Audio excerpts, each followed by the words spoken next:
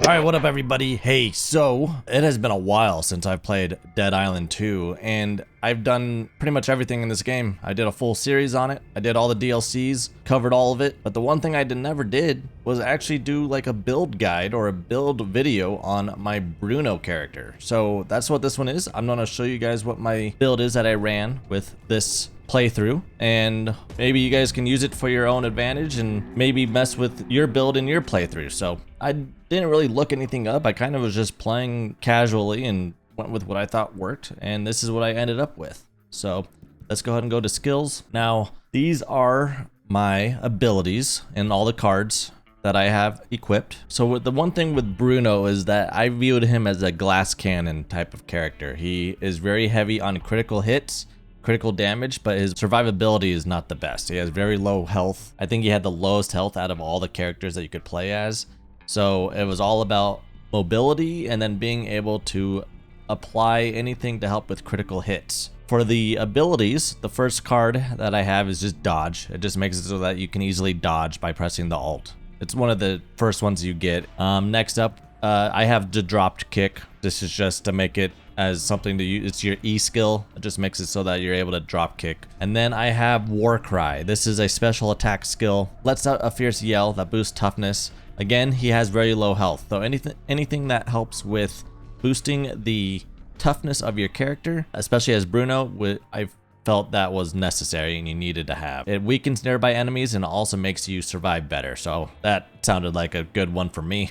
For sure. And then for the Fury skill, I have Surgical Focus, which basically means every time you maim a zombie, you build Fury faster. The one thing with this build is all about Fury gaining and also maintaining Fury as long as possible. So that is it for my abilities that I have. You can switch out Pounce to whatever else. I know some people also tend to do Overhead Smash, which that combined with anything like Fire or Pyro, it makes a big shockwave of fire and it does a lot of damage, but that's more of like an AoE type of attack. I found Pounce to be more single target, especially for bosses and things of that nature. And then we go into the survivor cards. So I have Bob and Weave. This card is only available for Amy and Bruno, and it is tied to dodge and dodge attacks. And if you do it in quick succession, you get a moderate boost to attack speed and agility, and it can stack. So again, Bruno is all about survivability, dodging, being fast, and doing as much damage as possible. This just helps with attack speed, especially when you're using those melee weapons, and also making you move faster. So there's that.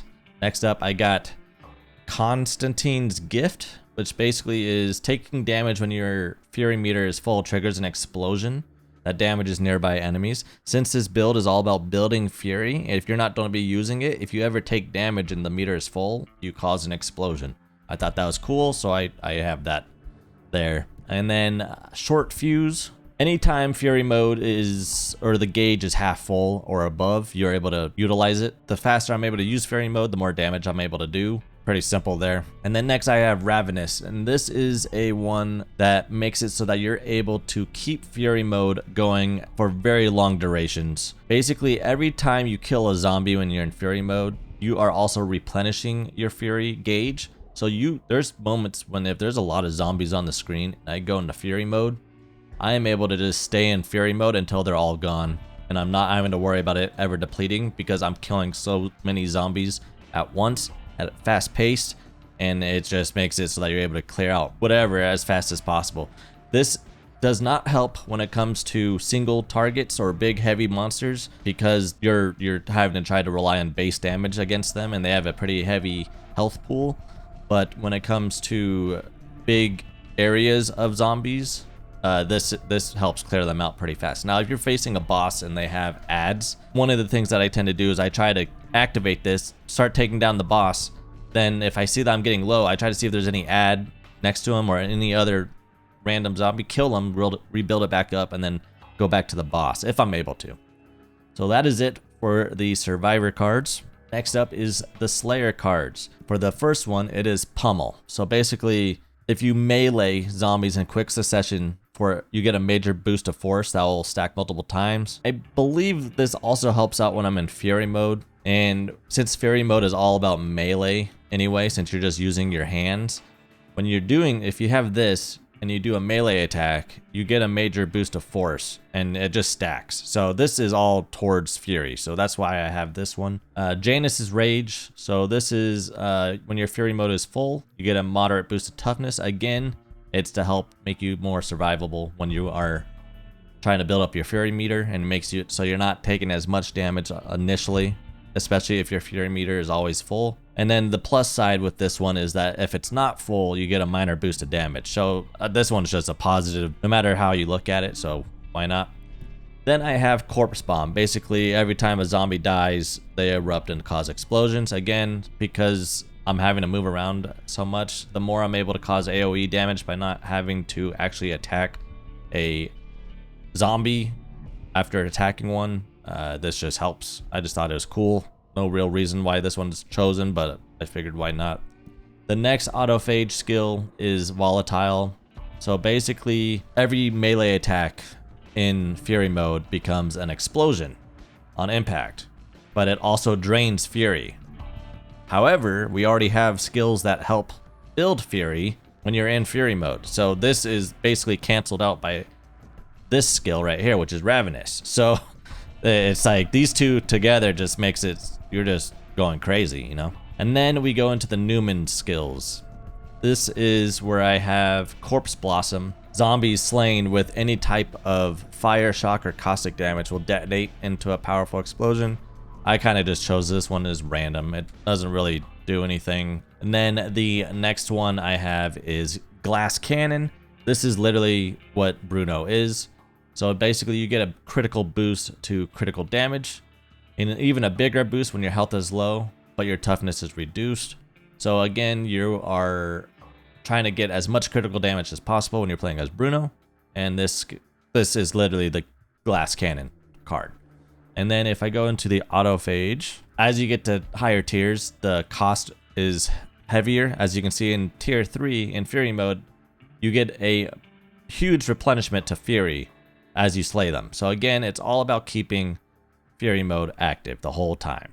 So that is it for the skills page on my Bruno build. I didn't follow any guide. This is just what I made and thought would work well together, and it really just, I'm able to do whatever the heck I want and not have to worry about it. I'll show you guys some gameplay real quick.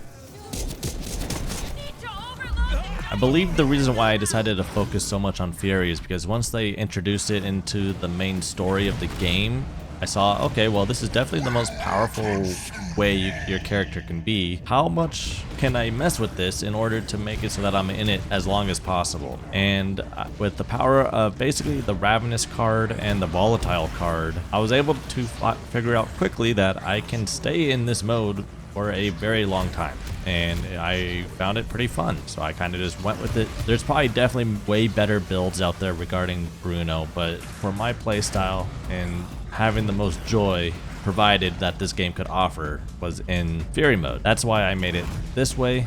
And it doesn't mean that you're not able to do everything without a huge large of mobs.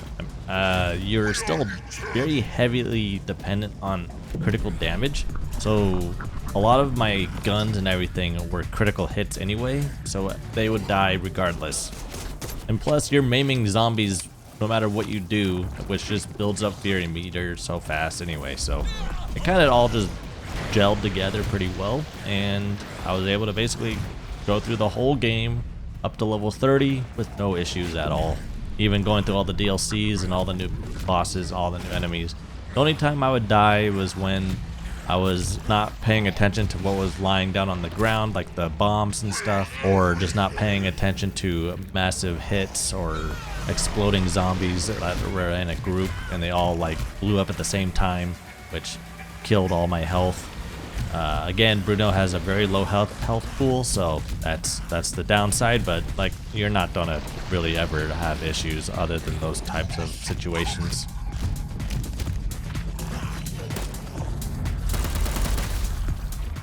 So as you can see, peak health is pretty high. Health recovery is 0. I mean, it's basic.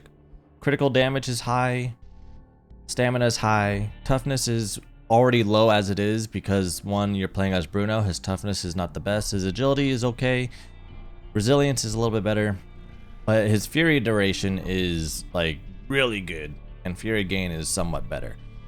Honestly, like I said, I didn't make min-max or anything. I just combined whatever the heck I wanted, and I've had no issues. So that is gonna be it here, guys. Let me know down below if you have any questions regarding this build, or if there's any other recommendations perhaps on that you found yourself when playing as Bruno in Dead Island 2.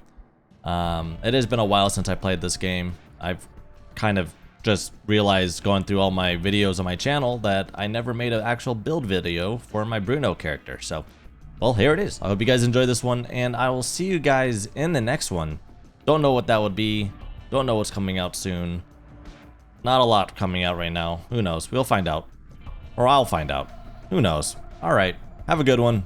Peace.